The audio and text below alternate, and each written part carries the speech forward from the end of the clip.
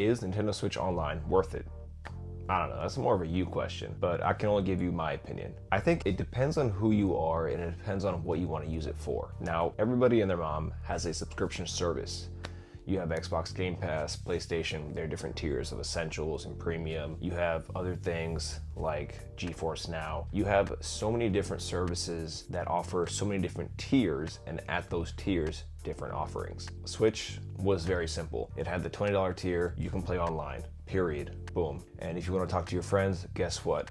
Hook up your phone. But then they started adding more things and making it more of a service that provides different things. That's very general, huh? They have their Switch Online collection, which is, I guess, their progressor to the Virtual Console, where you have Game Boy Advance, Game Boy Color, Nintendo 64, hopefully GameCube, we'll see. They started adding these things and realized, okay, we have enough of a separation now where we can split these into two tiers, Switch Online and Switch Expansion Pass. I initially had Switch Online when it first came out because that's part of the hype. You know, I was like, $20 a year, it's nothing. I'll do it, played online for a little bit, then I stopped. I just stopped playing Switch completely. But then now I'm finding myself going back to these games and buying new games on the Switch just because I have an OLED and I like the screen, but also something about owning a physical cartridge to me is better than just streaming something. When I have a physical game that is mine, I'm more likely to complete it than if I have a game on Game Pass. But then I can also go to another game on Game Pass. You know, it's almost like a huge selection kind of makes me not want to select anything. I don't know if you guys feel that. I don't know if you guys feel that way, but that happens to me. So with that being said, I was like, you know what, let's try it again. So I had a few friends who started playing Smash Brothers online, and I was like, okay, I'll play with you guys. So I signed up for it. Now, before I did that, I'm cheap. I did the 7-day free trial. What I would have liked to do is a 7-day free trial of the expansion pass, just so I can play with that and see if there's any extra benefits that the normal one doesn't have apart from the different consoles. But they don't have that. If you go on their website, they just have a free trial, 7-day trial for the normal one, and that then, if you don't cancel it, reoccurs as a monthly payment. When we're talking about Switch Online, I mentioned before, it's split into two different categories. You have the normal and then you have the expansion pass. I do think that it's worth discussing the price points of these, right? So you have $20 a year for the baseline one. You just get access to some virtual console systems as well as online play. And then you have the expansion pass plus, like, I don't know what it's called, plus expansion pass, where you get more virtual console systems and some additional DLCs to online games for free. And that's $50 a year. Still not crazy. I remember back when Xbox Live Gold was like 50, 60 a year, great time. But now you start looking at all these other things. I'll just pull it up right here, but Xbox Game Pass Core is $10 a month. So per year, $120. If you want Game Pass Standard, $15 a month. Per year, I'm not doing that math. PlayStation Plus, they have their Essentials, Extra, and Premium, which is stupid. But the lowest one for the Essentials is $80 a year, which isn't crazy. You still get some games with that, but I don't know. Like, that's, I don't know, you compare 50 to 80. Again, you are getting a better caliber of games, and you're also getting better online connectivity, which is the biggest thing that I have a problem with Switch Online is the connectivity. The infrastructure is not there, but what is there is everything else.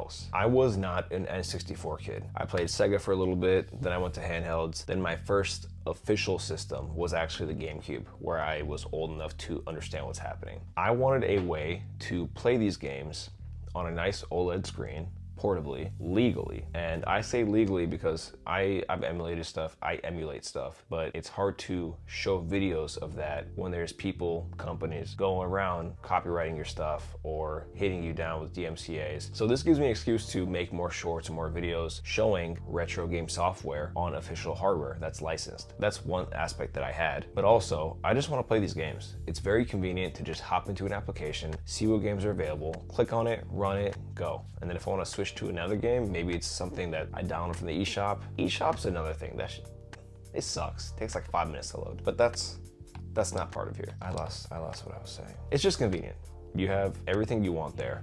You have save states, you have loading. You don't have that much customization when it comes to mapping your controls. You can do a little bit here and there, but for the most part, it's all doable. And you also have third-party controllers if you want to hook those up. So overall, the reason I got this was to just play one game, Smash, and to also try the N64 and the Game Boy Advance games, and I'm pretty impressed. These games run really well. I think N64 is what I spent the most time on because that's what I actually didn't have much experience with. And a lot of these games are pretty dope. I know visually speaking, they're all polygons, but also some games are just fun to be fun. Like one game I never played before and I got addicted to was Winback 64. I know it came out on the PS2, but I have this version here and I legit put like 8 hours into it. It's so dope. It's like Time Crisis, but you actually move your character around. I don't know. The story is so cheesy. The PS2 version has the actual dialogue that you can hear, and people are like, play the N64 version because it's so cringy, you don't want to hear it, kind of want to hear it. But that's neither here nor there. And this is just a really long tangent to tell you my experience with it. I've had a great experience with the expansion pass. I've been playing all these different games and consoles. You also get the free stuff like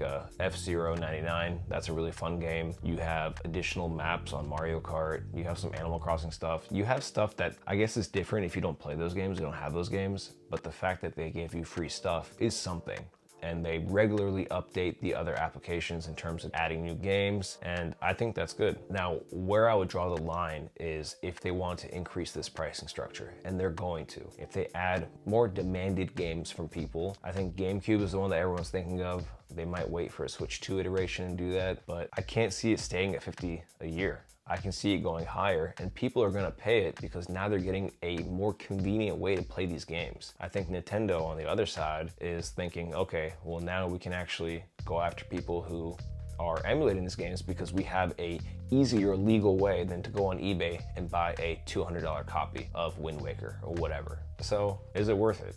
I guess it really depends on if you want to try it. I mentioned before that there's no trial, but you can do a monthly thing. I forgot how much it is to just do it for a month, but do it for a month, see how you like it. I bought a year because it's $50 and I'm pretty sure I will be playing these games as time goes on. If they add new consoles, awesome. If they don't and just add new games, awesome. Even if I dive in for a little bit and play a game and experience it that I haven't before, I think that's worth it to me. And that's something that I've been trying to do personally, is play games that I haven't played before, but people have talked a lot about. One of those games, playing right now, Sonic Adventure, kind of paved the way. Sonic Adventure 2 Battle, play the crap out of that one. The Sonic Adventure, it's so janky, but it's so much fun, and I'm getting that same feeling from these older games that I'm now able to play. So I can see the price going up when the Switch 2 comes out, because I think Nintendo did state that Nintendo Switch Online and the software for the Switch will be integrated into the next console, but I can see that next console charging a little bit more for the online service, whether it's because the service is better in terms of infrastructure or because they offer more things. And either way, it is what it is. You can't really argue with what they're doing because it's their business and you are a consumer. But yeah, that's it. I just wanted to get a quick little video of my experience with Switch Online Expansion Pass, and I'm having fun. I'm having a blast. If you're ever curious,